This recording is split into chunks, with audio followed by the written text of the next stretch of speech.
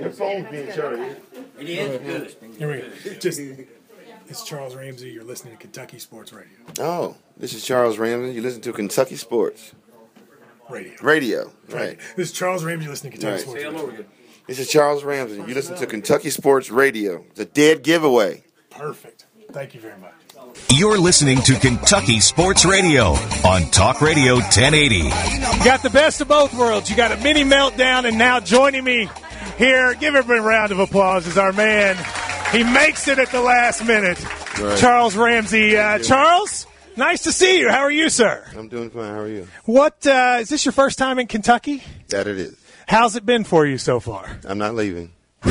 You're not leaving. You like it here. What do you like about it?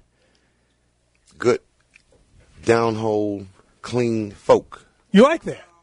People are very nice to you? Close-knit around here. That's right. What I mean? Now tell me, what'd you do? You came in last night. Where did you stay last night? Like what town? Do you know? I stayed, if I'm allowed to say this, 'cause I can't lie, I stayed at a good friend's house, and then we went to the Hampton Inn. Shall I tell you my good friend? Yeah. Mr. Eric C. Kahn. Gotcha. You want to stay with Eric C. Kahn, then you went to the Hampton Inn in Pikeville, right? Yes, I did.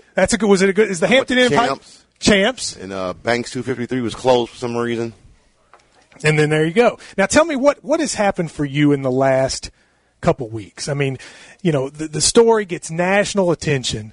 How much has your life changed in these last few weeks? A month ago, I was a dishwasher. Now, they tell me I'm a hero. Do you believe you're a hero? Of course not. Why not? Because a hero is somebody that saved some pretty girl from a burning building. And, you follow the story. It's kind of the same concept. Oh, no, it's not. Because that's scripted. It's a movie. Yes. Those children were real. You lived in the neighborhood, right? Mm-hmm. When you find out later that there were these women trapped in your neighborhood, how does that make you feel? I mean, it's got to be a really strange feeling. It's not so much of the girls that were there. It's the dude who was my neighbor who had the audacity and the nerve and the gall to come out and say, how do you think the Cleveland Cavaliers are going to do this year? So he would just say normal conversation with you when this is going on. See, men don't do that. It's disrespectful. You know what I mean? Yes. So you had, I remember in the interview, you said you had dined with the guy. I mean, you had done sort of the things you would do with a neighbor. He's a neighbor. Yeah. You know what I mean? I do it for you. You help me out, hold this garbage bag while I'm cutting the grass, blah, blah, blah. You know what I mean? Yeah. And so you look back, I sense when you were talking to Anderson Cooper, anger about it, that you said at one point, it's a good thing I didn't know at the time. Is that right? And it's still going on right now. I can see that with you. You seem... I'm willing to pay his $8 million bond and ship him to Puerto Rico because I know on the way there, he'll meet his demise. If not, when you get off the plane, you're going to meet your demise. If not, I want to pay somebody for you to meet your demise. Can't say that. Sorry, But honestly, that feeling, Charles, a lot of people would understand. I mean, a lot of people had that same feeling. Can we talk about something a little happier? How about that? I want to talk about your life since this has happened. You said a month ago you were a dishwasher. Mm-hmm. What have you done in the weeks since we've seen the interview? What have you been doing? Because I was talking to some of the folks from Cleveland here. They said they haven't seen you since then. What have you been doing? I've been on the internet wondering why I see my face on iTunes without permission. Oh, you didn't like that. I've been on the internet looking at a video game that's depicting me and Ariel doing whatever we're doing without permission. I've also seen my past, what I did 20 and 15 and 11 and 12 and last year, things brought up. And it's cool because I don't have no problem hiding them. Because, see, they say it's public knowledge, public record. I have a history. Don't care. I'm probably going to do something tomorrow. That's probably committing a crime. That's me. But not to say I'm going to go around and do something, but, you are who you are. No, right. Let me ask you, one of the things I've felt, I have felt bad for you in this regard on that. You didn't ask to be in the public eye, right? No. All of a sudden the public eye found you, right? It's like no good deed goes unpunished. Exactly, yes. You know what I mean? So me finding them girls, well, Good job. Now we're going to rip you apart. What's that like? I mean, It's fun. Because fun. they have nothing to rip you. Remember, 3 girls were home for Mother's Day. So you can talk about me and they talk about Jesus. It's all right. Do what you like, bro. The 3 girls are at home. Yes. So job well done. Well, you have seen, most times I've heard people bring that up. I've heard people say, I don't care about that because he did something noble. Have you felt the love of the general public, basically? Every time I go to my mailbox and I see a letter that's not from Ohio, I have about approximately 20 million letters from people from even Pakistan. From Pakistan? That say, you did a good job. How did they get your address? I don't know. I've always wanted that. Now, have you had any, like, celebrities or famous people contact you and sort of say anything to you? Have you had any of that? Can you tell us who? Snoop Dogg. Snoop Dogg. I saw that now, what was that like? Were you a Snoop Dogg fan before that? For the past 20 years. So what's it like when Snoop Dogg contacts you? When you've been a fan? It's intense because he called me by my real name. He says, I want to speak to Charles. And we blew this dude off 3 times. He had to send me a picture because I didn't believe it. You didn't believe it was him? Of course not. Yeah. And that blew me away. And I've been begging him to come to Cleveland for 3 weeks. And if you listen to this, come to Cleveland. I'm going to be mad. Anybody else? Because I saw the thing with Snoop. You seemed very happy with Snoop.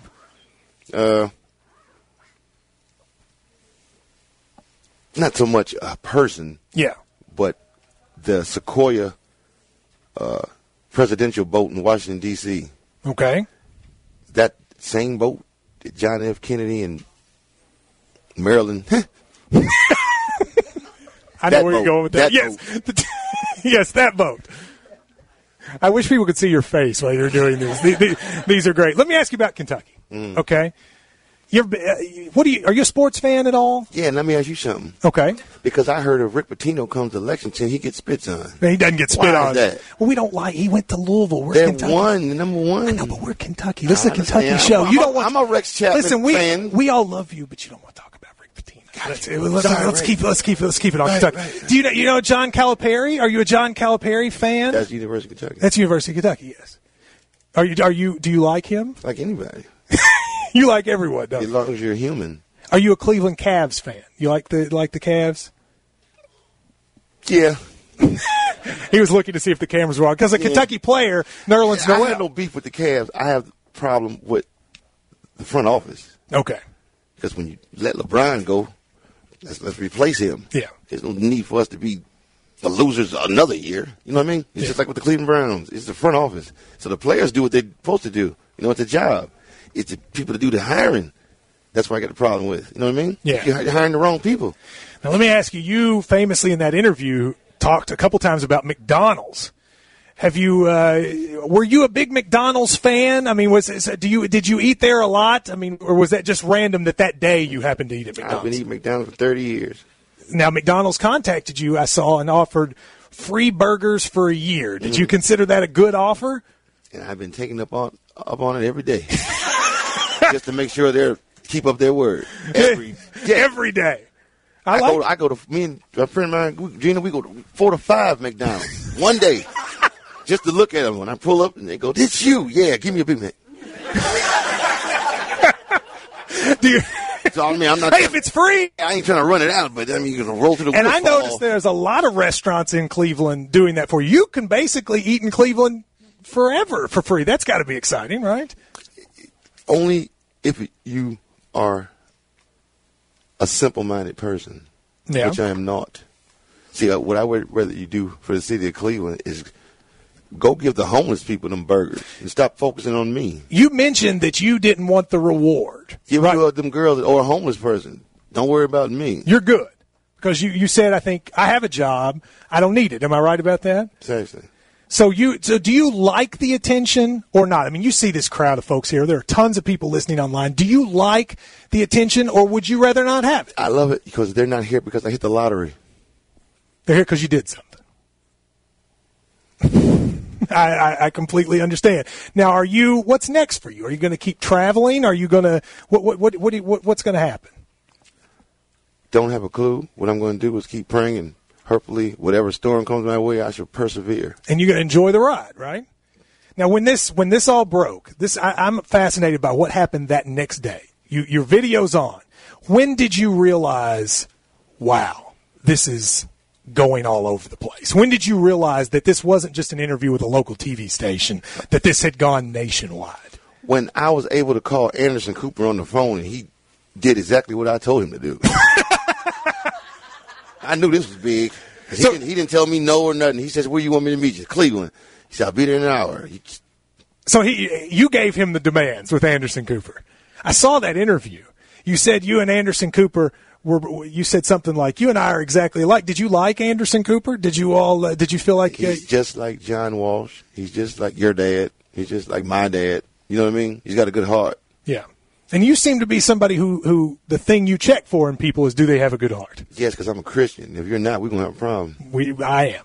So you're looking at me like I don't. I promise we're on the same side. Now so it happens. You realize it goes nationwide.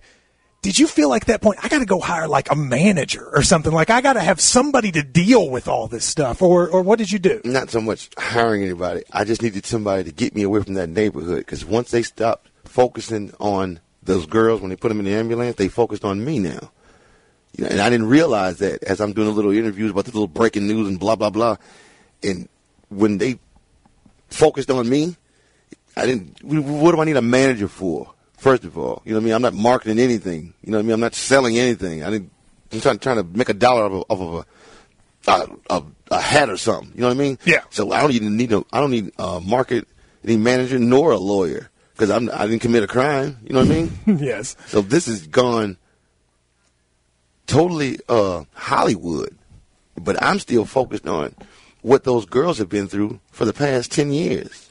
You know what I mean?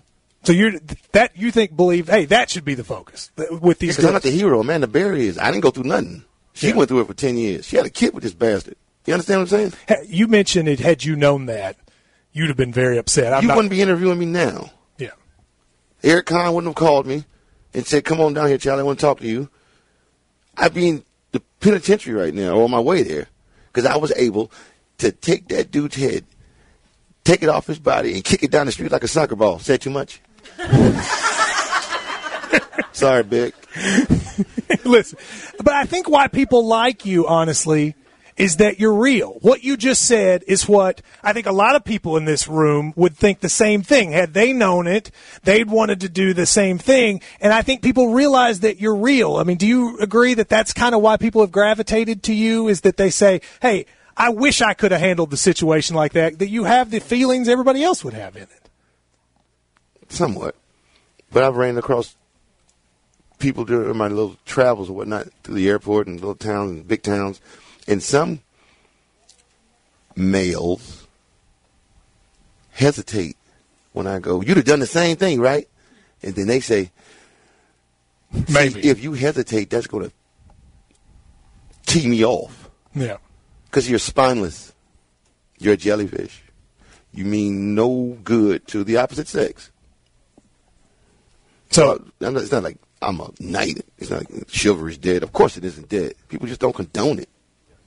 Well, I, first of all, very much appreciate you taking the time to come here. You're quite welcome. And you seem to be enjoying the state of Kentucky. People will be, I think, for the next little bit. Are people coming is there like a meet and greet? Am I right about that this afternoon from noon to 2? We're going to get, folks get pictures. We appreciate you taking the time to do this. And we will talk. Oh, sorry. Can I give a shout out? Yes. To the victims in that Oklahoma tornado? Yes. And also a shout-out to a lady named Barbara Watkins, Erin Watkins. Now, Erin has been missing since 1997. They're from New Jersey, but Barbara lived, 2000 rather, and she lives in Tennessee. And she called me a couple of days ago, and we chatted. And she's like, I know you're not a bloodhound, so it's not like you're going to come to Tennessee and go find my son. I just want to say it was a good thing you do, and me doing that has restored a tad bit more faith in her. So, once again, job well done. Job well done. Everybody, thank you very much for